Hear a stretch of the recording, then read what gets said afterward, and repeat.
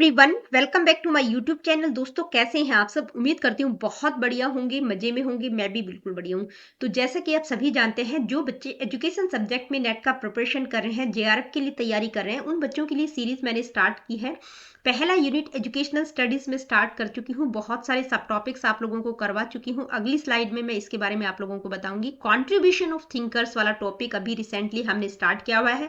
और आज की इस वीडियो में हम महात्मा गांधी की एजुकेशनल फिलॉसफी को बिल्कुल डिटेल में समझेंगे। ओवरऑल महात्मा गांधी के बारे में जानेंगे एक तरह से। ठीक है, मतलब बहुत अच्छे से मैंने स्लाइड्स तैयार की है। आई होप आप लोग एंजॉय करेंगे इस वीडियो को। जब देखेंगे तो आप लोगों को बहुत अच्छा लगेगा, बहुत रेलिवेंट वीडियो आपको लगेगा, क्योंकि सारी चीजें मैंने इंक्लूड करने की कोशिश की है, अपनी तरफ से अपना बेस्ट देने की कोशिश की है। आप लोगों को कैसा लगा ये आप लोग कमेंट करके मेरे को बता सकते हैं। पहला यूनिट है educational studies, contribution of Indian schools of philosophy वाला टॉपिक मैं आप लोगों को करवा चुकी हूँ। देखिए, इसके बारे में अपडेट मैं हर एक में देती हूँ आप लोगों को, ताकि जो भी नया बच्चा आए उसको पता रहे कि हम क्या क्या कर चुके हैं। तो सांख्य, योग, वेदांत, बुद्धिज्म, जैनिज्म, दयानंद दर्शन और इस्लामिक ट्रेडिशंस, इस्लामिक फिलॉसफी, ये कंप्लीट टॉपिक मैं करवा चुकी हूँ। दूसरा वाला contribution of western schools of thoughts वाला टॉपिक भी हम सारे के सारे जो भी वेस्टर्न थॉट्स ऑफ स्कूल्स हैं, यानी कि जो वेस्टर्न फिलॉसफी वाला पार्ट है, वो पूरा कर चुके हैं। Idealism, realism, naturalism, pragmatism, Marxism और एग्जिस्टेंशियलिज्म, एक एक टॉपिक पर एक एक वीडियो है। ठीक है, और डिटेल में है। इसके बाद हमने स्टार्ट किया कॉन्ट्रीब्यूशन ऑफ थिंकर्स वाला टॉपिक। तो ये सोशियोलॉजी और सोशलाइजेशन वाला जो पार्ट है, इसको मैं बाद में करवाऊंगी। जो हमारा ये टॉपिक है कॉन्ट्रीब्यूशन ऑफ थिंकर्स वाला, ये फिलॉसफी से रिलेट करता हुआ टॉपिक है, इसलिए हमने पहले लिया है इसको। ठीक है, स्वामी विवेकानंद, रविंद्रनाथ की एजुकेशनल फिलॉसफी को डिटेल में कर चुके हैं। आज की वीडियो में महात्मा गांधी की एजुकेशनल फिलॉसफी को डिटेल में समझेंगे। तो चलिए स्टार्ट कर लेते हैं। सबसे पहले उनके बारे में जानेंगे। बेसिक नॉलेज आपको पता होना चाहिए गांधी जी के बारे में, उनकी अर्ली लाइफ, उनका बैकग्राउंड क्या रहा है, उनका एजुकेशन किस तरह का रहा, क्या क्या उन्होंने किया। तो इन सारी चीज़ों को मैं एक स्टोरी के रूप में आप लोगों को बता देती हूँ। ठीक है, महात्मा गांधी का पूरा नाम क्या है? महात्मा मोहनदास करमचंद गांधी। ठीक है, मतलब महात्मा गांधी के नाम से हम इनको जानते हैं। एक बहुत ही मोस्ट इन्फ्लुएंशियल और इंस्पायरिंग फिगर है वर्ल्ड हिस्ट्री में, न केवल इंडिया में बल्कि वर्ल्ड में भी लोग इनको जानते हैं। ठीक है, एक बहुत ही इन्फ्लुएंसिंग पर्सनैलिटी है। He is remembered as the apostle of peace and non violence, यानी कि उनको अहिंसा और शांति के पुजारी के रूप में जाना जाता है। नॉन वायलेंस, पीस की वो बात करते हैं। पूरा जब जो भी हम पढ़ेंगे आगे, वहां से आपको क्लियर हो जाएगा और सभी जानते भी होंगे गांधी जी के बारे में। ठीक है, मतलब बहुत ही इन्फ्लुएंशियल पर्सनैलिटी है, हम सब जानते हैं। बचपन से हमने गांधी जी के बारे में पढ़ा है। 2 अक्टूबर 1869 में उनका जन्म हुआ था। तो ये देखिए, जो भी चार पांच थिंकर्स हैं, स्पेशली जो इंडियन थिंकर्स हैं, उनका आपको क्रोनोलॉजी पता होना चाहिए कि कौन पहले कौन बाद में है। ठीक है, जैसे विवेकानंद का जन्म कब हुआ था, रविंद्रनाथ टैगोर का, गांधी जी का, इनमें से कौन किसका पहले आएगा, किसका बाद में आएगा। तो इनकी क्रोनोलॉजी एटलीस्ट आप लोगों को पता होनी चाहिए, जो भी आपके सिलेबस में दे रखे हैं जो थिंकर्स। तो 2 अक्टूबर 1869 में इनका जन्म हुआ था। कहाँ पर? एक बहुत ही मिडिल क्लास फैमिली से ये बिलोंग करते हैं। गुजरात के कोस्टल टाउन पोरबंदर नामक जगह पर, यानी कि समुद्र के पास ये जगह है पोरबंदर, वहां पर इनका जन्म हुआ था। इसीलिए 2 अक्टूबर को हम हर साल गांधी जयंती भी सेलिब्रेट की जाती है इंडिया में। मतलब आपको सभी को पता है, छुट्टी भी होती है उस दिन। इसके बाद अगर हम उनके एजुकेशन के बारे में जाने तो देखिए, गांधी जी की जो मदर थी पुतलीबाई, उनकी माता का नाम क्या था? पुतलीबाई। उनका स्ट्रॉन्ग इन्फ्लुएंस रहा है, रिलीजियस इन्फ्लुएंस रहा है उनकी लाइफ में। उनकी लाइफ को शेप करने में उनकी मदर का अहम रोल रहा है। वो राजकोट से स्टडी करते हैं। ठीक है, राजकोट एक जगह का नाम है, जहां पर उनके जो फादर थे करमचंद गांधी, वो दीवान का काम करते थे। 6-7 साल के थे गांधी जी, तो उनकी फैमिली वहां पर शिफ्ट कर जाती है, क्योंकि उनके फादर वहां पर दीवान का काम करते थे। 10th क्लास वो वहीं से करते हैं। इसके बाद उन्होंने सांभल दास कॉलेज ज्वाइन किया भावनगर में। अब गांधी जी सिर्फ 18 साल के थे, तो उस टाइम पर उनके फादर की डेथ हो जाती है। उनकी शादी भी हो चुकी थी, लेकिन उनकी मदर यही चाह रही थी कि आप बाहर जाकर अपनी स्टडी को कंप्लीट करें। तो गांधी जी इंग्लैंड चले जाते हैं लॉ की स्टडी के लिए, despite opposition from his caste community which led to his formal excommunication। अब क्या होता था कि गांधी जी वैश्य थे, यानी कि बनिया थे। तो वहां पर क्या होता था कि समुद्र लांघना, जो वैश्य होते हैं वो समुद्र लांघना उनके लिए मतलब एक अलाउ नहीं होता, उनको अलाउ नहीं होता। लेकिन उनको जाना था इंग्लैंड, तो ये मतलब इनका काफी ओपोजिशन भी हुआ था। इनको मतलब कहा गया था कि भाई आप ऐसा नहीं कर सकते, अगर आप ऐसा करेंगे तो आप जाति से निष्कासित कर दिए जाएंगे। तो वहां के जो उनकी जाति के लोग थे, उन्होंने इनको अपनी जाति जाति से निष्कासित भी कर दिया था, लेकिन फिर भी ये इंग्लैंड चले जाते हैं पढ़ाई करने के लिए, ठीक है। अब लंदन वो चले जाते हैं। गांधी जी वहां पर भी बहुत सारी मतलब डिफिकल्टीज फेस करते हैं, क्योंकि न्यू कल्चर था, उनको एडजस्ट होने में वहां पर बहुत सारी प्रॉब्लम्स आती हैं। His association with theosophist brothers introduced him to sir Edwin Arnold's English translation of the Bhagavad Gita, यानी कि वहां पर थियोसॉफिस्ट ब्रदर्स, दो थियोसॉफिस्ट भाइयों से उनकी मुलाकात होती है। उनके वहां पर वो एक सर एडविन अर्नोल्ड का इंग्लिश ट्रांसलेशन, यानी कि भगवत गीता का जो इंग्लिश ट्रांसलेशन था, जो कि सर एडविन अर्नोल्ड के द्वारा किया गया था, वो बुक वहां पर उनके पास वो देखते हैं, उसको वो स्टडी करते हैं और उससे वो डीपली इन्फ्लुएंस होते हैं। उनका स्पिरिचुअल आउटलुक बहुत ज्यादा इन्फ्लुएंस होता है और उनमें सभी धर्मों के प्रति कि उनको लगता है कि भाई यहाँ पर भी आप भगवत गीता देख रहे हैं, ठीक है, तो सभी सभी रिलीजन्स के प्रति रिस्पेक्ट उनमें जागृत होती है, डेवलप होती है और एक ह्यूमैनिटी के प्रति यूनिवर्सल आउटलुक वहां से उनमें जन्म लेता है, विकसित होता है, ठीक है। सार्वभौमिक दृष्टिकोण मानवता के प्रति विकसित होता है। अब इसके बाद गांधी जी 1893 में साउथ अफ्रीका चले जाते हैं, ठीक है। तो साउथ अफ्रीका में भी वो देखते हैं कि वहां पर जो एशियन लोग थे, ठीक है, एशियन लोगों को टारगेट किया जा रहा था, यानी कि उनके साथ रेशियल डिस्क्रिमिनेशन हो रहा था, ठीक है। वो वहां पर रेशियल डिस्क्रिमिनेशन को फेस करते हैं और स्पेसिफिकली जो है एशियन लोगों को वहां पर टारगेट किया जा रहा था, यानी कि उनके खिलाफ जो अन्यायपूर्ण कानून बनाया गया था उसके खिलाफ वो आवाज उठाते हैं। वहां के लोगों को इंकरेज करते हैं, मास मीटिंग्स बुलाते हैं, उनको बताते हैं, इस चीज के बारे में अवेयर करते हैं कि भाई आपके खिलाफ जो कानून बनाए गए वो गलत है, आप लोगों को आवाज उठानी चाहिए। गांधी जी लॉयर थे, उनको लीगल चीजें सारी पता ही थी, ठीक है। तो वहां के लोगों को वो इंकरेज करते हैं इसके, और वहां पर ही उन्होंने अपना पहला सत्याग्रह लॉन्च किया था। मतलब किसके खिलाफ, यानी कि जो एशियन लोगों को टारगेट किया जा रहा था, जो अन्यायपूर्ण जो गलत कानून बनाया गया था, तो उसके खिलाफ वो आवाज उठाते हैं। पहला सत्याग्रह उनका साउथ अफ्रीका में हुआ था, जोहान्सबर्ग में 1906 में। ये आपको ध्यान में रखना है, ठीक है। इंडिया में नहीं हुआ था पहला सत्याग्रह, कहाँ हुआ था? जोहान्सबर्ग, साउथ अफ्रीका में। इसके अलावा फिनिक्स सेटलमेंट को भी उन्होंने इस्टेब्लिश किया था 1904 में, ठीक है। 1904 में उन्होंने फिनिक्स सेटलमेंट को इस्टेब्लिश किया था डरबन, ये भी साउथ अफ्रीका में है, ये भी आपको पता होना चाहिए। टॉलस्टॉय फॉर्म भी साउथ अफ्रीका में ही है। 1910 में टॉलस्टॉय फॉर्म की स्थापना करते हैं। एक तरह से ये उनकी मतलब एजुकेशनल एक्सपेरिमेंट से रिलेटेड चीजें हैं, ठीक है। आपको ध्यान में रखना है, टॉलस्टॉय फॉर्म पूछ लिया जाता है कि कहाँ है, किससे रिलेटेड है, तो गांधी जी से रिलेटेड है। कहाँ पर है? साउथ अफ्रीका में है, जोहान्सबर्ग के पास। फिनिक्स सेटलमेंट कहाँ है? तो डरबन में है, ये भी साउथ अफ्रीका में ही है, ठीक है। तो वहां पर ये अपने एजुकेशनल मतलब कम्युनिटी लिविंग एक्सपेरिमेंट की तरह इनको आप देख सकते हैं, क्योंकि उनके जो फॉलोवर्स थे उनको ट्रेन करने के लिए ये उन्होंने वहां पर स्टैब्लिश किया था। टॉलस्टॉय फॉर्म, फिनिक्स सेटलमेंट, पहला सत्याग्रह भी उन्होंने वहां पर लॉन्च किया था। मतलब उनके जो फॉलोवर्स थे उनको वो यही सिखाना चाह रहे थे, इंकरेज कर रहे थे कि सिंप्लिसिटी, इक्वलिटी, नॉन वायलेंस, ठीक है। मतलब किस तरह से रहना है, किस इकट्ठा रहना है। अगर आप अलग अलग रहेंगे तो लोग आपको नुकसान पहुंचा सकते हैं, आपके ऊपर अत्याचार कर सकते हैं। तो ये सारी चीजें उनको वहां पर उसकी शिक्षा वहां पर दी जाती थी, ठीक है। अब उनका जो नॉन वायलेंट एक्टिविज्म था उससे इन्फ्लुएंस होकर साउथ अफ्रीका में नेटिव नेशनल कांग्रेस का गठन होता है, ठीक है। वहां पर एक सरकार मतलब एक कमेटी बनती है, एक जैसे कहते हैं ना, जैसे हमारे यहाँ पर है कांग्रेस अलग है, अलग अलग पार्टी, एक पार्टी टाइप की बनती है, जिसका नाम क्या था? South African native national Congress. अब गांधी जी ने वहां की गवर्नमेंट को मतलब ये जो पार्टी बन जाती है तो उसके आधार पर गांधी जी ने वहां की जो गवर्नमेंट थी उसको जो एक्ट वो चाह रहे थे कि जो लोगों को टारगेट किया जा रहा था उसके खिलाफ जो एक्ट वो गवर्नमेंट से पास करवाना चाह रहे थे, तो वो एक्ट पास करने के लिए उनकी गवर्नमेंट को उन्होंने मजबूर कर दिया था। उस एक्ट का नाम था इंडियन रिलीफ एक्ट, जो कि 1914 में बना था, ठीक है। तो ये ओवरऑल गांधी जी से रिलेटेड है, यानी कि जो साउथ अफ्रीका में वहां के लोगों के ऊपर जो अत्याचार हो रहे थे उनके खिलाफ वो किस तरह से उनको इंकरेज करते हैं। तो साउथ अफ्रीका में अब वहां पर लोग उनको जानने लगे थे, ठीक है। साउथ अफ्रीका में उनकी एक बहुत अच्छी बेहतर इमेज बन गई थी। उसके बाद क्या होता है? 1915 में, 1914 तक वो वहां पर थे, 1915 में जनवरी में वो इंडिया वापस आ जाते हैं। यानी कि कोई पोजीशन उनका नहीं था, कि सिर्फ एक थॉट था उनका, एकमात्र उद्देश्य क्या था कि भाई अपने लोगों की सर्व ह्यूमैनिटी यानी कि मानवता की सेवा करनी, अपने देश के लोगों की सेवा करनी, बस यही मिशन लेकर वो अपने देश वापस आ जाते हैं 1915 में, और अहमदाबाद में एक साबरमती आश्रम की स्थापना करते हैं, ठीक है, मई 1915 में। अब गांधी जी जब इंडिया में आ जाते हैं तो लोग उनको बिल्कुल भी नहीं नहीं जानते थे, ठीक है, मतलब कि भाई ये इतनी इन्फ्लुएंशियल पर्सनैलिटी है, उनके बारे में कुछ भी नहीं जानते थे। साउथ अफ्रीका के लोग उनको जानते थे लेकिन इंडिया के लोग नहीं जानते। तो गांधी जी 1 साल तक अपना पूरा का पूरा देश घूमते हैं कि भाई कहाँ पर क्या कुछ है, कैसा कल्चर है, क्या कुछ करना है, मतलब वो सारी चीजों को बिल्कुल देखते हैं, ऑब्जर्व करते हैं, मतलब ज्यादा से ज्यादा वो ऑब्जर्व करते हैं, देखते हैं, लेकिन ज्यादा बोलते नहीं है। तो सिर्फ और सिर्फ वो ऑब्जर्व करते हैं 1 साल तक। उसके बाद क्या होता है, 1917 में चंपारण सत्याग्रह, ठीक है। His first major movement in India was the Champaran Satyagraha which protested against the exploitation of indigo farmers in Bihar. यानी कि बिहार में इंडिगो, इंडिगो एक डाई होती है, ठीक है, तो जो इंडिगो प्लांटर्स थे या इंडिगो फार्मर्स थे उनको एक्सप्लॉइट किया जा रहा था। तो ये एक बहुत बड़ी लंबी चौड़ी कहानी है, यहाँ पर मैं अभी नहीं बताऊंगी आप लोगों को, क्योंकि जितना जरूरत है उतना ही हम करेंगे, ठीक है, बहुत नहीं तो हम हिस्ट्री वाली चीजों में चले जाएंगे, तो वो हमें नहीं करना है, हम उनकी एजुकेशनल फिलॉसफी को जानेंगे।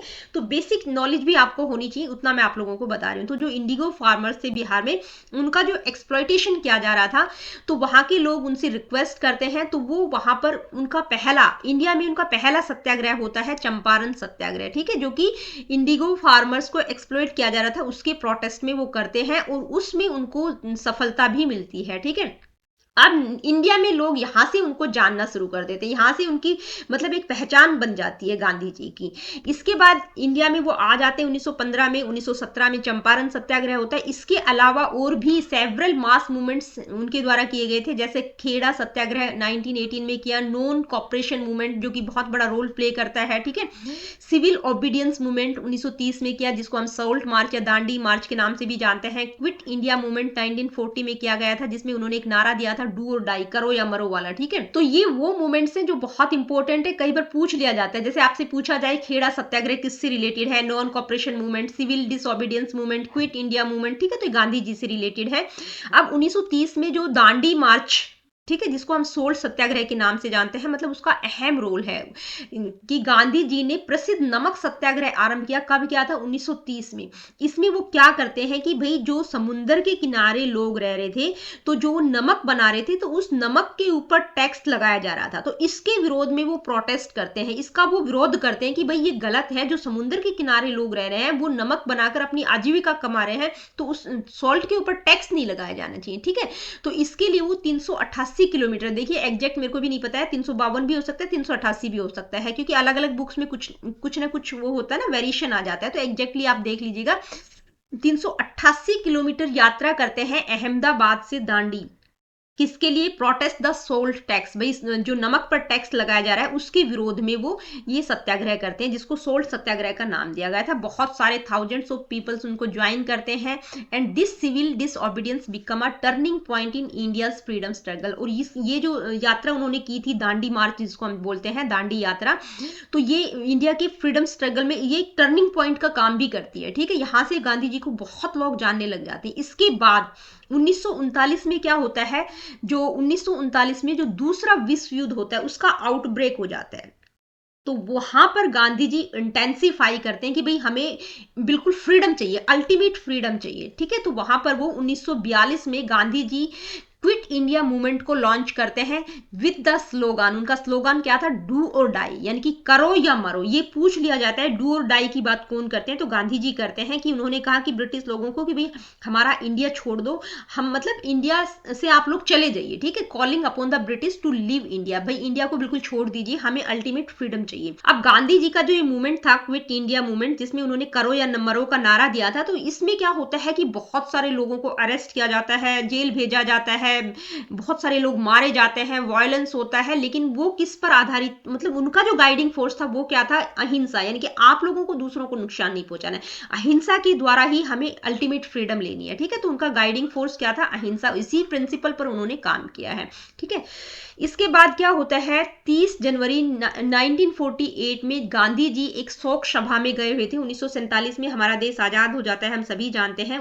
30 जनवरी 1948 में गांधी जी बिरला हाउस दिल्ली में एक जगह है, वहां पर एक शोक सभा में गए हुए थे, तो वहां पर उनको गोली मार दी जाती है, और जब वो मरते हैं, गिरते हैं, मतलब तो उनके मुंह से जो लास्ट वर्ड निकले थे वो क्या थे, ओ गॉड, हे राम। ठीक है, तो ये ओवरऑल हमने गांधी जी के बारे में बेसिक इन्फॉर्मेशन जाना, जो कि बहुत इंपॉर्टेंट है, किसी भी टीचिंग एग्जाम में पूछ ली जाती है। तो आप देखेंगे कि 1915 में गांधी जी इंडिया में वापस आते हैं, 1915 से 1948 में उनकी डेथ हो जाती है। तो 1948 तक, यानी कि 1947 में इंडिया को फ्रीडम भी मिल जाती है, तो 1915 से 1948 तक गांधी जी बिल्कुल आपको सेंटर में नजर आएंगे। एक तरह से उन्होंने इंडिया का जो पॉलिटिकल डेस्टिनी थी उसको बिल्कुल चेंज करके रख दिया था। जो भी अत्याचार लोगों के, जातिगत अत्याचार या सामाजिक अन्याय लोगों को के ऊपर किए जा रहे थे, वहां उनसे भी उन्होंने देश को आजाद कराया। ठीक है, जो भी कास्ट राइनिंग और सोशल इनजस्टिस लोगों के साथ हो रहा था उससे भी उनको, लोगों को फ्री करवाया।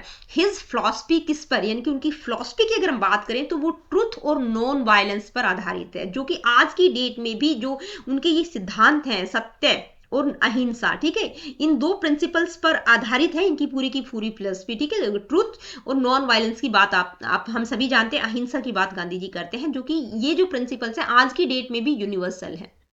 ठीक है, अब जो गांधी जी थी उनका सेंटर प्लेस रहा है, तो गांधी जी के बारे में कुछ एक टाइटल्स या गांधी जी ने किसको क्या टाइटल दिया, तो वो आपको, ये एग्जाम ओरिएंटेड चीजें मैंने यहाँ पर इंक्लूड कर दी है, ये आपको पता होना चाहिए। यानी कि गांधी जी को महात्मा की उपाधि दी गई, हम जानते हैं ना महात्मा गांधी, तो महात्मा की उपाधि किसके द्वारा दी गई थी, ये उपाधि उनको रविंद्रनाथ टैगोर ने दी थी। ठीक है, महात्मा गांधी की उपाधि उन्हें रविंद्रनाथ टैगोर ने दी थी। और 1915 में गांधी जी जब अपनी ऑटोबायोग्राफी लिखी थी, उन्होंने अपनी ऑटोबायोग्राफी, उसमें उन्होंने रविंद्रनाथ टैगोर को गुरुदेव कहा है। ठीक है, गुरुदेव रविंद्रनाथ टैगोर को किसने बोला है, महात्मा गांधी ने। अब नेताजी सुभाष चंद्र बोस ने उनको बापू, ठीक है, बापू फादर ऑफ नेशन या राष्ट्रपिता के नाम से अभी हम इनको जानते हैं, तो ये टाइटल उनको सुभाष चंद्र बोस ने दिया है। ठीक है, तो ये कुछ बेसिक सी इंफॉर्मेशन है, कई बार एग्जाम में ये चीजें पूछ ली जाती हैं। ठीक है, बहुत बार पूछी भी जा चुकी हैं। इसके बाद अगर गांधी जी की फिलॉसफी की अगर हम बात करें तो मैं बता ही चुकी हूं, उनके प्रिंसिपल्स यानी कि सत्य की बात करते हैं, नॉन वायलेंस की बात करते हैं, इसी के आधार पर उन्होंने इंडिया को फ्रीडम भी दिलाई है। ठीक है, सत्याग्रह, उन्होंने बहुत सारे सत्याग्रह भी किए हैं, सुप्रीम पावर ऑफ गॉड को मानते हैं, righteousness and truth as the highest religion, यानी कि धर्म का सर्वोच्च रूप क्या है, सत्य और न्याय। ठीक है, सर्विस ऑफ ह्यूमैनिटी की बात करते हैं, राम राज्य की कल्पना उनके द्वारा की गई है, यानी कि एक आइडियल सोसाइटी के लिए वो राम राज्य चाहते हैं। ठीक है, राम राज्य मतलब जो सोसाइटी है वो किस पर बेस्ड होनी चाहिए, जस्टिस, पीस और वेलफेयर ऑफ ऑल, यानी कि न्याय, शांति और सर्व कल्याण पर आधारित होना चाहिए जो समाज होना चाहिए, उसको वो राम राज्य कहते हैं। ठीक है, कुछ कोर फिलोसफिकल थॉट्स है गांधी जी के, एजुकेशनल आइडियाज भी हम कह सकते हैं, ये वो आइडियाज हैं जो अमूमन एग्जाम में ये लाइंस पूछ ली जाती हैं। ठीक है, कौन कौन सी हैं, ट्रुथ इज गॉड। ठीक है, अब पहले गांधी जी क्या कहते थे, गॉड इज ट्रूथ, पहले उन्होंने कहा गॉड ही ट्रूथ है, लेकिन बाद में उनका जो पॉइंट ऑफ व्यू था, यानी कि उनका जो सोचने का तरीका था वो चेंज हो जाता है, और लास्ट में वो क्या कहते हैं, ट्रूथ ही गॉड है। ठीक है, यानी कि उनके व्यूज थे वो फ्लेक्सिबल थे, यानी कि रिजिडिटी उनमें देखने को मिलेगी। पहले वो उनका सोचने का तरीका अलग था, उसमें वो कहते हैं कि गॉड ही ट्रूथ है, लेकिन बाद में वो सोचते हैं, एनालाइज करते हैं, जो भी उनका जो फिलोसफिकल थॉट कह सकते हैं, स्पिरिचुअल आउटलुक उनका जो चेंज होता है, तो उसके आधार पर वो क्या कहते हैं कि ट्रूथ ही गॉड है। ठीक है, अहिंसा इज द सुप्रीम धर्म, ये हम सभी जानते हैं, अहिंसा की बात उन्होंने की है। नॉन पोजेशन की वो बात करते हैं, non possession means we should not hoard what we do not need, मतलब जिसकी हमें आवश्यकता नहीं है उसे हमें संचित नहीं करना है, इकट्ठा नहीं करना है। ठीक है, लिटरेसी के बारे में वो क्या कहते हैं, literacy neither the beginning NOR the end of education, यानी कि जो लिटरेसी है, साक्षरता न तो शिक्षा की शुरुआत है न ही अंत है। एजुकेशन की ये उनकी डेफिनेशन बहुत बार एज इट इज पूछी जाती है। एजुकेशन की डेफिनेशन वो किस तरह से देते हैं, by education I mean an all round drawing out of the best in child and man, body, mind and spirit, यानी कि शरीर, मन और आत्मा में जो श्रेष्ठता निहित है उसको विकसित करना है, उसको ड्रॉ आउट करना है। ऑल राउंड होलिस्टिक डेवलपमेंट की वो बात करते हैं। नॉलेज विदाउट करेक्टर इज सिन, ठीक है, इज अ सिन, यानी कि चरित्रहीन ज्ञान एक पाप है। ठीक है, नॉलेज विदाउट करेक्टर यानी कि बिना करेक्टर के जो नॉलेज है वो एक पाप की तरह सिन है। True education must correspond to the surrounding circumstances, यानी कि सच्ची शिक्षा वही है जो जीवन की परिस्थितियों से जुड़ी हुई हो। ठीक है, जो प्रैक्टिकल प्रैक्टिकल नॉलेज हो, उसी की वो बात करते हैं कि जो हमारे आसपास हो रहा है उससे रिलेट करती हुई होनी चाहिए, उसी को उन्होंने ट्रू एजुकेशन कहा है। अब ये बहुत बार पूछा जाता है, आपके नेट में भी बहुत बार पूछा गया है कि गांधी जी की जो एजुकेशन है उसका अल्टीमेट पर्पज क्या है, तो वो प्रमोशन ऑफ ह्यूमन बीइंग की बात करते हैं। बहुत जगह उन्होंने कास्टलेस सोसाइटी, मतलब कास्टलेस क्लासलेस सोसाइटी की भी बात की है, लेकिन प्रमोशन ऑफ ह्यूमन बीइंग को ऊपर रखा जाता है। जब भी मतलब आपकी क्वेश्चन आता है तो उसमें प्रमोशन ऑफ ह्यूमन बीइंग की हम बात करते हैं कि गांधीवादी शिक्षा का अंतिम उद्देश्य मानव का उत्थान है, ठीक है, किसका, ह्यूमन बीइंग का प्रमोशन वो चाह रहे थे। तो ये हम उनके एजुकेशनल फिलॉसफी के बारे में बात कर रहे हैं। अब हम बात करेंगे फंडामेंटल प्रिंसिपल्स ऑफ एजुकेशन, यानी कि शिक्षा के कुछ मौलिक सिद्धांत की बात उन्होंने की है। तो गांधी जी किसकी बात करते हैं, इंडियन कंट्रोल ऑन एजुकेशन, यानी कि एजुकेशन पर इंडिया का कंट्रोल होना चाहिए। Education should be based on Indian culture and values, यानी कि हमारी जो शिक्षा है वो भारतीय नियंत्रण में होनी चाहिए। नेशनलिज्म की बात करते हैं, किसकी बात करते हैं, नेशनलिज्म की बात करते हैं। अगर हम रविंद्रनाथ टैगोर की जो एजुकेशनल फिलॉसफी हमने पढ़ी थी, वो विश्व, पूरे विश्व को ही भारत में समा जाना है, इस तरह की बात करते हैं। वो इंटरनेशनलिज्म की बात करते हैं कि भाई दूसरे देशों से भी जो अच्छी चीजें हैं उनको भी आपको एडॉप्ट कर लेना चाहिए, ठीक है, वहां से भी अगर आपको कुछ सीखने को मिले तो वहां से चीजें आपको ले लेनी चाहिए। लेकिन गांधी जी नेशनलिज्म की बात करते हैं, ठीक है, वो चाहते हैं कि भाई इंडिया की जो एजुकेशन सिस्टम है उस पर इंडिया का कंट्रोल होना चाहिए, ठीक है। फॉस्टरिंग ऑफ पैट्रियोटिज्म, यानी कि देशभक्ति को प्रोत्साहित करना। No servile imitation of the west, avoid blind imitation of western cultures, यानी कि पश्चिमी संस्कृति का अंधा अनुकरण नहीं करना है, ठीक है, उनको इमिटेट नहीं करना है। No domination of English language, यानी कि जो एजुकेशन है वो मदर टंग में दी जानी चाहिए, क्योंकि भाई आपकी जो भाषा है उसमें बच्चा चीजें बेहतर तरीके से सीखता है, न कि दूसरे देश की लैंग्वेज में, ठीक है। तो इंग्लिश लैंग्वेज का डोमिनेशन नहीं होना चाहिए।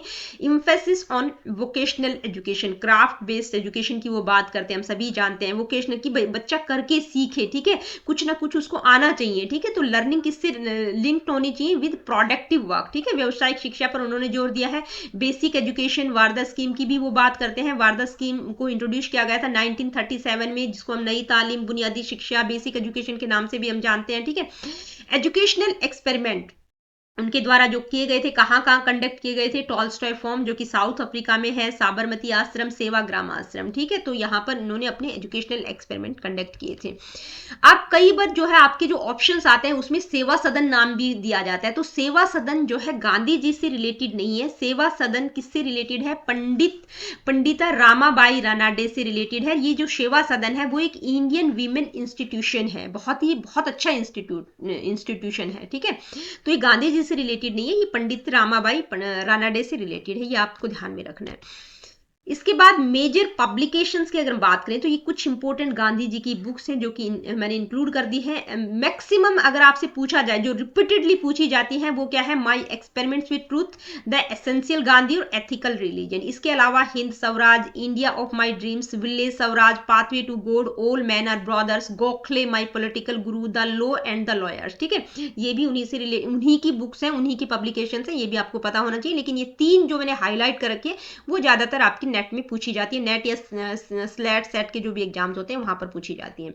इसके अलावा उनकी जो पत्र पत्रिकाएं थी वो भी जो प्रकाशित हुई थी तो वो भी आपको पता होना चाहिए। तो 1903 में उनका द इंडियन ओपिनियन, ठीक है, साउथ अफ्रीका में इस्टेब्लिश किया था। ये किसके, मतलब जो इंडियंस थे, जो इंडिया के लोग वहां पर रह रहे थे, उनमें अवेयरनेस को स्प्रेड करने के लिए, ठीक है। सबसे पहले 1903 में द इंडियन ओपिनियन, क्योंकि पहली शुरुआत उनके सत्याग्रह की भी वहीं से हुई थी, ठीक है।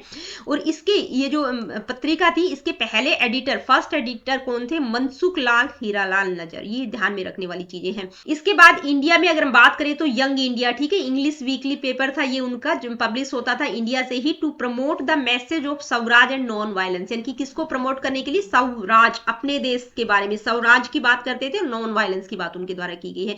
इस तरह की थॉट्स को अपने देश के लोगों में प्रमोट करने के लिए, इस तरह का मैसेज वो देना चाह रहे थे इसके थ्रू।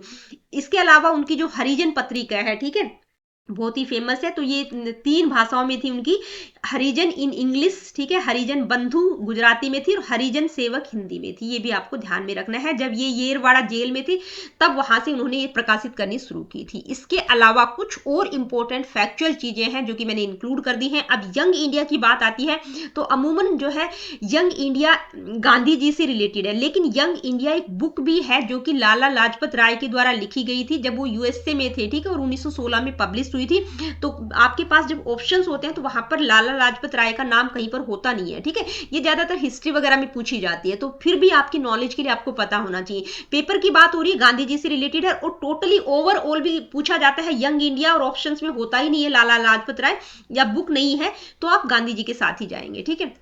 यंग इंडिया उनका जो जर्नल है वो वीकली इंग्लिश पेपर पब्लिश होता था 1919 से 1931 तक। इसके अलावा इंडियन ओपिनियन जो कि 1903 में साउथ अफ्रीका में उन्होंने स्टार्ट किया था, ठीक है। अब 1930 में गांधी जी को टाइम्स मैगजीन के द्वारा मैन ऑफ द ईयर के रूप में भी सम्मानित किया गया था, ठीक है। टाइम्स मैगजीन के द्वारा मैन ऑफ द ईयर का अवार्ड उनको दिया गया था। अब गांधी जी नॉमिनेट हुए थे 5 टाइम्स नोबेल पीस प्राइज के लिए। कब? 1937 से 1948 के बीच में 5 बार उनको नॉमिनेट किया था, लेकिन ये प्राइज उनको मिल नहीं पाया था, ठीक है। अब आज की डेट में अगर हम बात करें तो हमारी जो गवर्नमेंट है वो महात्मा गांधी पीस प्राइज देती है किनको? जो सोशल वर्कर्स हैं, वर्ल्ड लीडर्स और सिटीजन्स हैं जो बहुत अच्छा काम करते हैं, उनको ये अवार्ड हमारे देश की तरफ से दिया जाता है, ठीक है। और नेल्सन मंडेला का नाम आप ध्यान में रखेंगे, ये साउथ अफ्रीका के लीडर हैं, यानी कि एक प्रोमिनेंट नॉन इंडियन रिसिपिएंट हैं इस अवार्ड को लेने वाले, यानी कि हमारे इंडिया की तरफ से उनको ये अवार्ड मिल चुका है। यानी कि जो साउथ अफ्रीका में उन्होंने जो रेशियल इरेडिकेट के लिए स्ट्रगल किया था, ठीक है, मतलब जो नस्लीय भेदभाव है उसके आधार पर वो काम कर रहे थे, उसके खिलाफ वो आवाज उठा रहे थे, तो उसके लिए उनको ये अवार्ड इंडिया की तरफ से दिया गया है। अब इसके बाद हम बात करेंगे educational philosophy of Mahatma Gandhi, यानी कि महात्मा गांधी का शैक्षिक दर्शन क्या कहता है, शिक्षा के क्षेत्र में उन्होंने क्या क्या बातें की हैं, ठीक है। एजुकेशन कैसी होनी चाहिए, एम्स कैसे होनी चाहिए, करिकुलम कैसा होना चाहिए, टीचिंग मेथड, टीचर स्टूडेंट का रोल, डिसिप्लिन, इन सारी चीजों के बारे में हम बात करेंगे, ठीक है। तो देखिए डॉक्टर एमएस पटेल ने क्या मतलब उन्होंने डिस्क्राइब किया है महात्मा गांधी की एजुकेशनल फिलॉसफी को, और उनके द्वारा जो लाइन कही गई है ये एज इट इज कई बार एग्जाम में पूछी जाती है, ठीक है, कि गांधी जी की जो फिलॉसफी है एजुकेशनल फिलॉसफी वो naturalistic in setting, idealistic in AIIMS and pragmatic in methods, यानी कि उनकी जो एजुकेशनल फिलॉसफी है तो मतलब जो सेटिंग है वो नेचुरलिस्टिक होनी चाहिए, यानी कि नेचर के करीब होना चाहिए, ठीक है। नेचुरलिस्टिक सेटिंग की बात करते हैं। एम्स आइडियलिस्टिक होने चाहिए, और मेथड्स में वो प्रैग्मेटिक मेथड्स की बात करते हैं। Learning by doing, craft based education की वो बात करते हैं, ठीक है। तो लर्निंग बाय डूइंग वाले मेथड्स की वो बात करते हैं। तो उन्होंने एक लाइन में उनकी जो एजुकेशनल फिलॉसफी उसको डिफाइन किया है कि भाई नेचुरलिस्टिक इन सेटिंग है, आइडियलिस्टिक इन एम है, और प्रैग्मेटिक इन मेथड्स है, ठीक है। इसके अलावा गांधी जी ने बेसिक एजुकेशन, नई तालीम या बुनियादी शिक्षा, ठीक है, ये कॉन्सेप्ट किससे रिलेटेड है, किसने इंट्रोड्यूस किया है, तो गांधी जी ने इंट्रोड्यूस किया है। इसमें नई तालीम, बेसिक एजुकेशन की जो बात करते हैं उसमें उन्होंने किस चीजों पर बल दिया है, किस चीजों पर एम्फसाइज किया है, तो फ्री और कंपलसरी एजुकेशन की बात करते हैं, ठीक है। 7 to 14 ईयर्स को ध्यान में रखना है। कई बार जब 7 to 14 नहीं होता तो 6 to 14 के साथ भी जा सकते हैं, अगर दोनों है तो आप 7 to 14 के साथ जाएंगे, ठीक है। एजुकेशन मदर टंग में होनी चाहिए, क्राफ्ट सेंटर्ड और एक्टिविटी बेस्ड करिकुलम होना चाहिए, सेल्फ सपोर्टिंग स्कूल्स और कॉलेजेस होनी चाहिए, यानी कि बच्चा अपनी मतलब अपना इनकम का सोर्स, अपना खुद भी सेल्फ सपोर्टिंग एजुकेशन होनी चाहिए, ठीक है। स्कूल्स और कॉलेजेस सेल्फ सपोर्टिंग होने चाहिए, मतलब जो बच्चों को स्वावलंबी और आत्मनिर्भर बनाए, इस तरह के होने चाहिए। डिग्निटी ऑफ लेबर और सेल्फ रिलायंस की वो बात करते हैं, ठीक है। श्रम की महिमा बच्चों को पता होना चाहिए। गांधी जी क्या कहते हैं? True education is the all round drawing out of the best in child and man, body, mind and spirit. ये उनकी एजुकेशन की डेफिनेशन है कि भाई सच्ची शिक्षा वही है जो शरीर, मन और आत्मा तीनों के सर्वोत्तम का सर्वांगीण विकास करे, यानी कि सबका बेस्ट बाहर निकाल के ला सके, वही बेस्ट एजुकेशन है, वही ट्रू एजुकेशन है, ठीक है। वारदा स्कीम गांधी जी से रिलेटेड है। अब कई बार पूछ लिया जाता है वारदा स्कीम ऑफ एजुकेशन, ठीक है, 1937 में उन्होंने इंट्रोड्यूस किया था, तो गांधी जी से रिलेटेड है। लेकिन इस कमेटी के जो अध्यक्ष थे वो डॉक्टर जाकिर हुसैन थे। ये दो चीजें आपको ध्यान में रखनी है, ठीक है। कमेटी जो वारदा कमेटी बनाई गई थी उसके जो हेड थे, जो अध्यक्ष थे वो डॉक्टर जाकिर हुसैन थे, लेकिन कहीं ना कहीं गांधी जी से रिलेटेड है, क्योंकि उन्होंने जो मतलब उस वारदा में एक कॉन्फ्रेंस होती है, ठीक है, तो वहां पर गांधी जी ने जो अपने बेसिक एजुकेशन, नई तालीम में जो शिक्षा के उद्देश्य जो बातें की है उन्होंने कि भाई एजुकेशन इस तरह की होनी चाहिए, उनको इसमें इंक्लूड किया गया था। तो कहीं ना कहीं वारदा स्कीम ऑफ एजुकेशन को गांधी जी के साथ रिलेट किया जाता है, ठीक है। तो इसमें वो क्या कहते हैं? The principal idea is to import the whole education of the body, mind and soul. ये डेफिनेशन उनके द्वारा बताई गई है, हम कई बार पढ़ चुके हैं। Through the handicraft that is taught to the children. Mahatma Gandhi क्या कहते हैं कि भाई शरीर, मन और आत्मा की पूरी शिक्षा उसकी हस्तकला के माध्यम से दी जाए, जो बच्चों को सिखाई जाती है। ठीक है, मतलब क्राफ्ट बेस्ड एजुकेशन की वो बात करते हैं। ठीक है, तो इसके ऑब्जेक्टिव्स जो बताए गए थे गांधी जी के द्वारा, उनके जो हरिजन पत्रिका थी उसमें भी एम्स बताए गए हैं एजुकेशन किस तरह की होनी चाहिए। तो फ्री और कंपलसरी एजुकेशन की बात करते हैं। एजुकेशन जो है इंडियन कल्चर और प्रैक्टिकल लाइफ पर बेस्ड होनी चाहिए, एक्टिविटी बेस्ड इंटीग्रेटेड करिकुलम होना चाहिए, लर्निंग बाय डूइंग पर उन्होंने इंफोसाइज किया गया। तो ये जो ऑब्जेक्टिव्स उनके द्वारा बताए गए थे, अब ये जो कमेटी बनी थी उस कमेटी में उनके द्वारा जो बताया गया था उन सारी चीजों को इंक्लूड किया जाता है, उनको रिकमेंड किया जाता है, जो सुझाव उनके द्वारा दिए गए थे। ठीक है, तो उन सारी चीजों को इंक्लूड किया जाता है। ठीक है, तो इसलिए कहीं ना कहीं वारदा scheme of education Gandhi ji से रिलेट करती है। लेकिन इस कमेटी के जो अध्यक्ष थे वो डॉक्टर जाकिर हुसैन थे। ठीक है, इसमें 3 इंटरकनेक्टेड सेंटर्स की बात की गई कि भाई बच्चे का फिजिकल इन्वायरमेंट, सोशल इन्वायरमेंट और क्राफ्ट वर्क पर बहुत ज्यादा इंफोसाइज किया गया था। इसका वारदा स्कीम ऑफ एजुकेशन का जो कोर प्रिंसिपल है वो क्या है? Learning through real life situations and crafts rather than मियर books, यानी कि जो लर्निंग है वो रियल लाइफ सिचुएशंस से रिलेट करती हुई होनी चाहिए। ठीक है, मतलब जो रियल लाइफ सिचुएशन है उससे रिलेट होनी चाहिए, न कि बुक किस नॉलेज के साथ उसको जोड़ा जाए। क्राफ्ट बेस्ड एजुकेशन की वो बात करते हैं, मतलब ऐसी एजुकेशन होनी चाहिए जो रियल लाइफ सिचुएशंस के थ्रू बच्चा चीजों को सीखे, क्राफ्ट और रियल लाइफ सिचुएशन से चीजों को सीखे। ठीक है, इसके बाद बात करेंगे एम्स ऑफ एजुकेशन की। तो एम्स की अगर हम बात करें तो उनकी जो हरिजन पत्रिका थी उसमें भी कुछ एम बताए गए हैं। ओवरऑल गांधी जी के द्वारा क्या एजुकेशन के एम बताए गए हैं उनको हम यहाँ पर पढ़ रहे हैं। ठीक है, all round development of the personality, बच्चे का सर्वांगीण विकास की उन्होंने बात की है। ठीक है, बॉडी, माइंड एंड स्पिरिट तीनों का ऑल ड्रॉइंग आउट, मतलब बेस्ट उनका बाहर निकाल कर लाना, बच्चे का सर्वांगीण होलिस्टिक डेवलपमेंट होना चाहिए। ठीक है, यूटिलिटेरियन एम की वो बात करते हैं जिसमें वो सेल्फ सफिशिएंसी की बात करते हैं। Self sufficiency in the sense कि भाई जो एजुकेशन है वो सेल्फ सपोर्टिंग होनी चाहिए, मेक्स लर्नर इकोनॉमिकली इंडिपेंडेंट, जो बच्चों को इकोनॉमिकली भी इंडिपेंडेंट बनाए।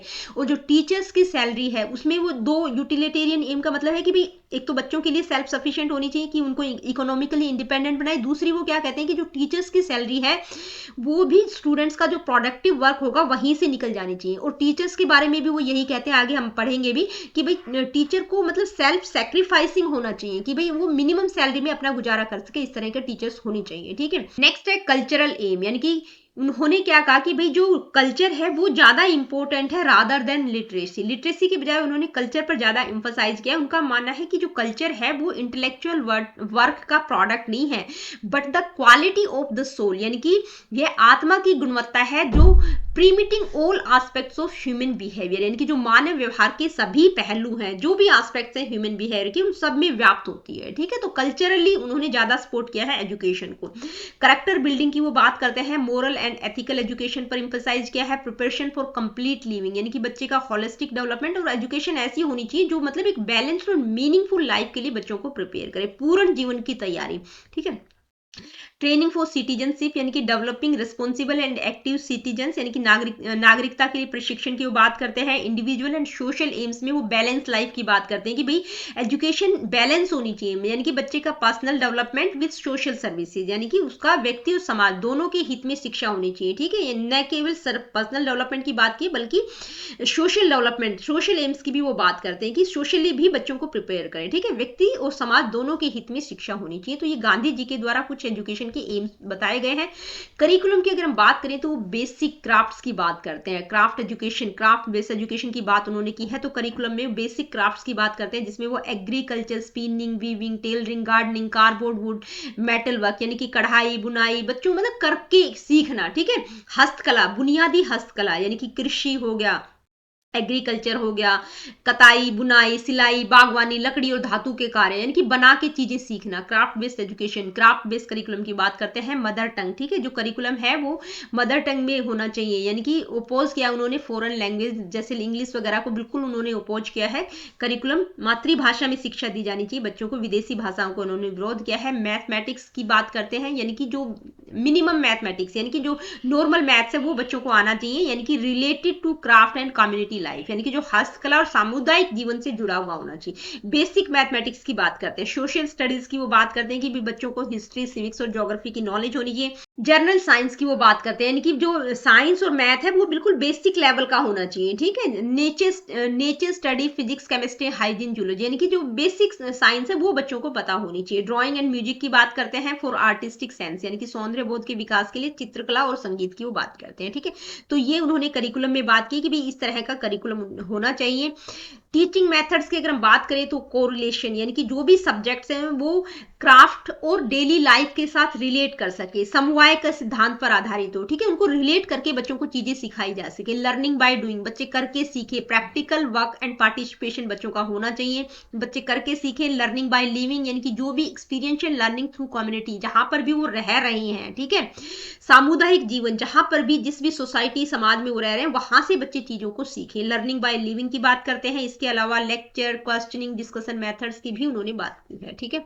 Role of the teacher, teacher का रोल क्या रहेगा, तो वो क्या कहते हैं कि टीचर का रोल एक मोरल गाइड, क्राफ्ट्समैन और रोल मॉडल के रूप में होना चाहिए, ठीक है। बच्चों के सामने वो एक रोल मॉडल की तरह होना चाहिए। टीचर को सेल्फ सेक्रीफाइसिंग होना चाहिए, सिंपल लाइफ उसकी होनी चाहिए, तभी तो बच्चे उसको रोल मॉडल मानेंगे, ठीक है। तो right type of teacher can help in achieving the true objectives of education, यानी कि सही प्रकार का शिक्षक ही शिक्षा के उद्देश्यों की प्राप्ति में सहायक हो सकता है, ठीक है। तो मोरल गाइड, क्राफ्ट्समैन और रोल मॉडल के रूप में टीचर का रोल होना चाहिए। तो ये गांधी जी की एजुकेशनल फिलॉसफी के बारे में हमने जाना। बिल्कुल ओवरऑल हमने गांधी जी को आज की इस वीडियो में बिल्कुल डिटेल में मैंने कोशिश की है स्लाइड्स बनाने की। आई होप कि पूरा का पूरा टॉपिक आप लोगों को बेहतर तरीके से समझ आ गया होगा। तो ये जो फिलॉसफी है गांधी जी की, अगर हम उनको कंक्लूड करें तो गांधी जी की एजुकेशन को, यानी कि हेड, हार्ट और हैंड, ठीक है, बॉडी, माइंड और स्पिरिट की वो बात करते हैं। Craft centred education, moral education, self sufficient हो, रूटेड इन इंडियन कल्चर, यानी कि नेशनलिज्म की वो बात करते हैं, ठीक है। तो गांधी जी की एजुकेशन को अगर हम कंक्लूड करें तो गांधीवादी शिक्षा क्या है, मस्तिष्क, हृदय और हाथ की शिक्षा, कौशल आधारित, नैतिक, स्वावलंबी और भारतीय संस्कृति पर आधारित होनी चाहिए,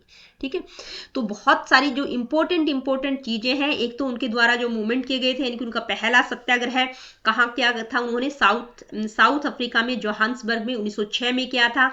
फिनिक्स सेटलमेंट उन्हीं के द्वारा स्टैब्लिश किया गया था। टॉलस्टॉय फॉर्म भी साउथ अफ्रीका में ही है, गांधी जी से ही रिलेटेड है। साबरमती आश्रम, ठीक है, सेवाग्राम आश्रम हो गया, उन्होंने जो इंडिया में जो एजुकेशनल एक्सपेरिमेंट्स किए थे, ठीक है, वो आपको ध्यान में रखना है। प्रमोशन ऑफ ह्यूमन बीइंग की वो बात करते हैं। गांधी जी की एजुकेशन का अल्टीमेट एम क्या है, तो प्रमोशन ऑफ ह्यूमन बीइंग की वो बात करते हैं। और जो भी उनके पब्लिकेशंस थी उनमें 3-4 जो मैंने हाईलाइट की थी उनकी बुक, एक तो उनकी जो ऑटोबायोग्राफी है माई एक्सपेरिमेंट्स विद ट्रूथ, ठीक है, इसके अलावा एसेंशियल गांधी और एथिकल रिलीजन करके कुछ है। तो ये सारी चीजें आपको ध्यान में रखनी है। इसके अलावा डॉक्टर एम.एस. पटेल ने गांधी जी की एजुकेशनल फिलॉसफी को किस तरह से डिफाइन किया है, उनकी जो इंपॉर्टेंट कोटेशन थी वो भी आपको ध्यान में रखनी है। तो ये ओवरऑल गांधी जी के बारे में हमने पढ़ा है। अब 2-3 क्वेश्चन हैं, वो क्वेश्चन है जो आपके नेट के एग्जाम में पूछे जा चुके हैं, वो मैंने इंक्लूड कर दी है। हालांकि किसी और वीडियो में भी ये इंक्लूड कर दिए होंगे, क्योंकि ये गांधी जी, टैगोर, अरविंदो, विवेकानंद, ये जो 4-5 इंडियन थिंकर्स हैं उन्हीं से रिलेटेड क्वेश्चंस आते हैं, ठीक है। तो ये थिंकर से रिलेटेड क्वेश्चंस बहुत पूछे जाते हैं। गांधी, टैगोर, अरविंदो, विवेकानंद, दूसरी तरफ है integral education, naturalistic education, basic education, man making education. तो ये कुछ की वर्ड्स हैं। जैसे इंटीग्रल एजुकेशन की बात अरविंदो करते हैं, गांधी जी बेसिक एजुकेशन की बात करते हैं, टैगोर नेचुरलिस्टिक एजुकेशन की बात करते हैं, विवेकानंद मैन मेकिंग एजुकेशन की बात करते हैं। तो आपका आंसर आप चेक कर सकते हैं, ठीक है, ये मैंने आप लोगों को बता ही दिया है। नेक्स्ट क्वेश्चन क्या है, आइए देखते हैं। Premiere organisation established bye Mahatma Gandhi, यानी कि महात्मा गांधी द्वारा स्थापित प्रमुख संस्था कौन सी है। Tolstoy form, Shanti Niketan, Meera Ambika, Ramakrishna school. तो कौन सा है, टॉलस्टॉय फॉर्म साउथ अफ्रीका में है, ठीक है, ये गांधी जी से रिलेटेड है। शांति निकेतन किससे रिलेटेड है, रविंद्रनाथ टैगोर से। मीरा अंबिका अरविंद घोष से। और रामकृष्ण परमहंस या रामकृष्ण स्कूल जहां पर आ जाए तो वो स्वामी विवेकानंद से रिलेटेड है, ठीक है। नेक्स्ट क्वेश्चन है, which of the following thinkers does not give priority to modern science and technology in education, यानी कि निम्नलिखित में से कौन सा चिंतक शिक्षा में आधुनिक विज्ञान और तकनीक को प्राथमिकता नहीं देता, यानी कि मॉडर्न साइंस और टेक्नोलॉजी को प्रायोरिटी नहीं दिया उन्होंने। किसने नहीं दिए, गांधी जी, टैगोर, अरविंदो या विवेकानंद। तो किसने नहीं दिए, गांधी जी बात करते हैं कि जर्नल साइंस, जर्नल मैथमेटिक्स की, ठीक है, यानी कि मॉडर्न साइंस और टेक्नोलॉजी की बात उन्होंने नहीं की। बाकी टैगोर, अरविंदो, विवेकानंद ये तीनों ही करते हैं मॉडर्न एजुकेशन और टेक्नोलॉजी की बात, ठीक है। नेक्स्ट क्वेश्चन क्या है, आइए देखते हैं। Gandhi ji philosophy of education, यानी कि गांधी जी का शिक्षा दर्शन कैसा है। नेचुरलिस्टिक इन इट्स एम्स, तो देखिए एम्स नेचुरलिस्टिक होनी चाहिए, इसकी बात गांधी जी नहीं करते, तो आगे पढ़ने की जरूरत नहीं है, ये यहीं से गलत हो गया। नेचुरलिस्टिक इन इट्स मेथड्स, यानी कि मेथड नेचुरलिस्टिक होनी चाहिए, उसकी बात भी उन्होंने नहीं किया, तो ये भी आपका ऑप्शन गलत हो गया। नेचुरलिस्टिक इन इट्स सेटिंग, हाँ ये इन्होंने कहा है कि भी मतलब ये किसने, जो डॉक्टर एम एस पटेल है उन्होंने बताया उनकी फिलॉसफी को कि वो नेचुरलिस्टिक सेटिंग की बात करते हैं। प्रैग्मेटिक इन इट्स मेथड्स, यानी कि मेथड्स प्रैग्मेटिक होने चाहिए, और एम्स किस तरह के होनी चाहिए, आइडियलिस्टिक। तो ये आपका ऑप्शन बिल्कुल करेक्ट है। और ये लाइन एज इट इज किसके द्वारा बोली गई है, डॉक्टर एम एस पटेल के द्वारा कही गई है। उनकी एजुकेशनल फिलॉसफी को उन्होंने ये एक लाइन में डिस्क्राइब किया है, ठीक है। तो naturalistic in settings, pragmatic in its methods and idealistic in its aim. Next question क्या है, आइए देखते हैं। मैच द फॉलोइंग, यानी कि मैच करना है आपको गांधी, टैगोर, अरबिंदो, विवेकानंद, ये चार तो है ही आपके में, ठीक है। तो इन्हीं से रिलेटेड क्वेश्चंस भी होंगे। दूसरी तरफ है Savitri, universal man, my experiments with truth और प्रैक्टिकल वेदांत, यानी कि उनसे रिलेटेड जो भी पब्लिकेशंस हैं वो है। तो गांधी जी की अगर हम बात करें तो किसके साथ जाएंगे, my experiment with truth. Tagore किससे रिलेटेड है, यूनिवर्सल मैन की बात की है, ठीक है, ये उनका एक फिलोसफिकल कॉन्सेप्ट है। और अरविंदो की जो बुक है वो क्या है, सावित्री। सावित्री बाई फुले हमारे सिलेबस में भी है, लेकिन ये सावित्री अरविंदो के द्वारा लिखी गई किताब है, ठीक है, ये आपको ध्यान में रखना है। विवेकानंद प्रैक्टिकल वेदांत की बात करते हैं, वेदांता की बात करते हैं। तो ये ऑप्शंस आप लोग चेक कर लीजिएगा एक बार। तो देखिए ये 3-4 क्वेश्चन थे, ये नेट में पूछे हुए क्वेश्चन है आपके, ठीक है। पीवाईक्यूज अगर आप उठा के देखेंगे तो ये क्वेश्चन आपके नेट में आ चुके हैं, वहीं से मैंने इंक्लूड किए हैं आप लोगों के लिए, ताकि आप लोगों को क्लैरिटी हो जाए। तो दोस्तों आज की वीडियो में इतना ही। आज की वीडियो में हमने गांधी जी की एजुकेशनल फिलॉसफी को बिल्कुल डिटेल में समझा। आई होप कि सारी चीजें आप लोगों को क्लियरली समझ आ गई होंगी। अगर फिर भी किसी प्रकार का कोई क्वेश्चन, कोई डाउट आपके दिमाग में है तो आप कॉमेंट करके मेरे से पूछ सकते हैं। और आप कॉमेंट बिल्कुल भी नहीं करते, आप लोगों से रिक्वेस्ट है कि कॉमेंट करके मेरे को जरूर बताया करो। तो मिलती हूँ आप लोगों से अपनी अगली वीडियो में। Really good, take care of yourself. अगली वीडियो में हम अरबिंदो घोष की फिलॉसफी को डिटेल में समझेंगे।